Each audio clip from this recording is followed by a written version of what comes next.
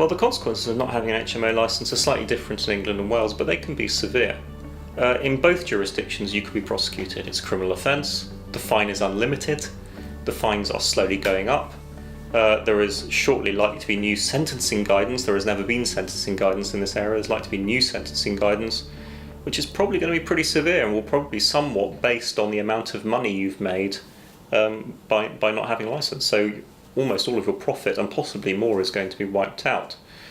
On top of that, if you're prosecuted for not having a licence, your tenants are entitled to apply for a rent repayment order for up to 12 months. Of rent paid to you, you can deduct your core expenses, but it can still be a hell of a lot of money. So any profit at that point is going to be utterly eliminated. In fact, now, even if the local authority don't prosecute you in England, tenants can still apply for a rent repayment order. So the local authority might never know you didn't have an HMO licence, but if the tenants become aware of it, they can come after you and ask for their rent back for the period of time you didn't have a licence as well. So you might escape the local authorities' notice and escape prosecution, but still end up paying out quite a bit of money to your tenants. And 12 months rent. This is potentially tens of thousands of pounds for many people.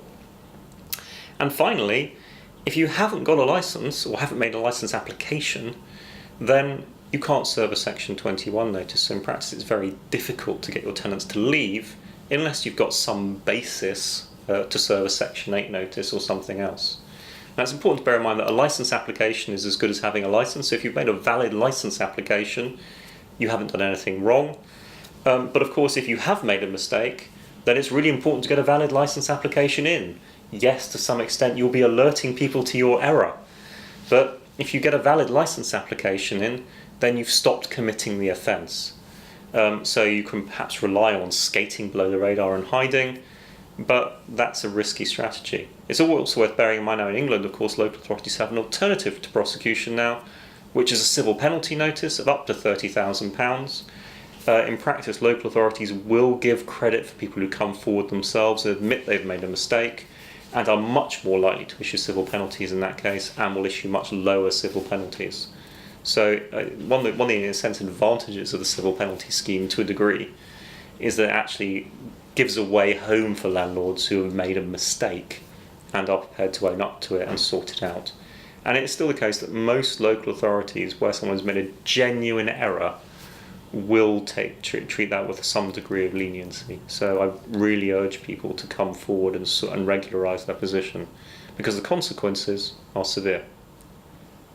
Very good. And David, do you actually help people? Do you take on cases where a landlord's being prosecuted? Is that part of the work you do?